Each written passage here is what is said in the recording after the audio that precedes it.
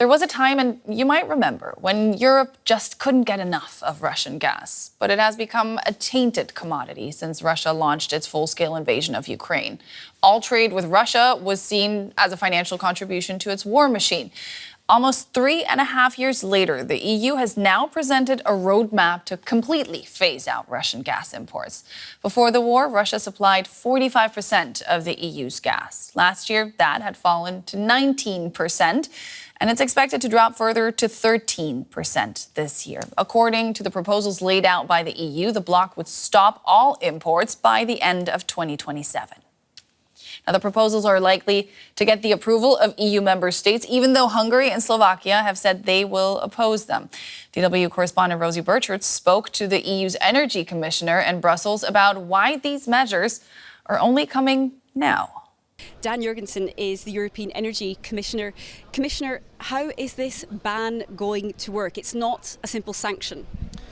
No, this is an actual ban that will stand irrespectively of the conflict in Ukraine. In that sense, it's different from a sanction.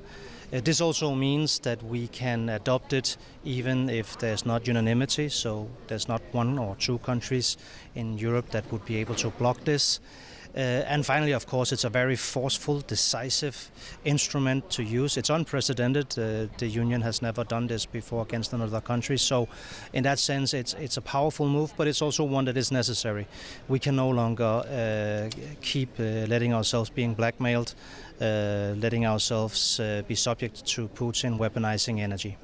And so how exactly will this work? It will essentially become illegal for companies to buy and import gas from Russia. Yeah, so on the short term, we will ban so-called spot market contracts, short-term contracts. And that means that at the end of this year already, we will have reduced our imports with a third. The last 2/3 will follow. That's the long-term contracts, and we give the countries a little bit more time to get out of those contracts and find alternatives. But that will also end at the end of 2027. Now, from Ukrainian perspective, they're likely to see this as a step forward, but one which really comes too little, too late. On the other side of the spectrum, we have a couple of EU member states which are vehemently against this measure. I'm thinking most importantly of Hungary and Slovakia. They say this impacts their security and their sovereignty when it comes to energy supply. How do you respond to that criticism?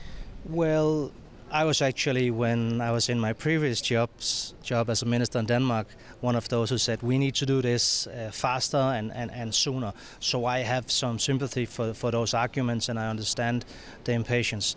Now we do it. We have the support by member states to go through with it.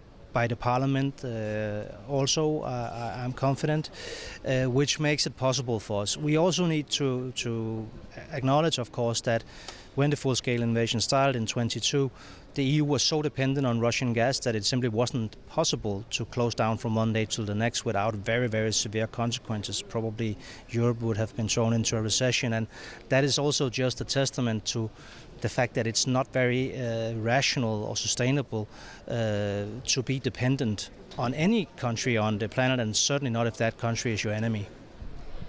But in terms of Hungary, Slovakia, those countries which say they do not intend to comply, how are you going to make sure that countries actually get in line here? Well, we are now in the process of negotiation, and it's natural that countries have strong opinions and strong narratives in negotiations. It's also natural that when then a decision is made, all countries have to apply to the legislation, and if they don't, of course, there are legal steps that will be taken against them.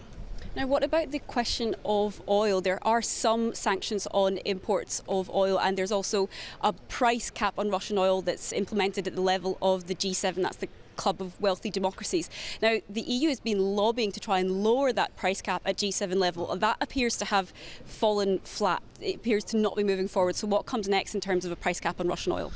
Yeah, so on oil, there's two things that we will do. One is target the shadow fleet, which is a way for Russia to circumvent the sanctions. Second is a part of the proposal that I put forward here today, which is to say that the 3% of EU's oil consumption that is still Russian, because some countries have a derogation from the sanctions, that will also end now.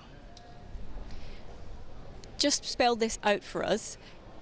we have a country, for example, Austria, saying, look, if the war ends in Ukraine through diplomatic means, we don't see any sign of that for the moment, but if it happens, that there should be a push to reconsider this ban on Russian gas.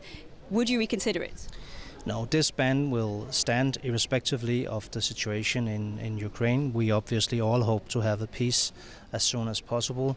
But even if there is a peace, that will not make me trust Putin, and it should not make the EU trust Russia. Russia has weaponized energy against us. This terrible situation the last couple of years have shown us that indeed it is not a rational or sustainable situation to be in if you are dependent on import of fuel to your energy sources from an enemy. And lastly, with Iran and Israel trading strikes, there are fears that this could cause a massive energy price spike. Are you bracing for an impact of that? How are you preparing? Yeah, we always prepare in situations like that, and we're monitoring, of course, the situation very closely. Also there, it's good that we have in the last years been diversifying our imports, and that we've cut down of our use of gas, meaning that we also every year, and this will go on for the years to come, reduce our consumption, so it makes us less fragile in situations like that. Dan Jorgensen, European Energy Commissioner, thank you for speaking to DW. Thank you.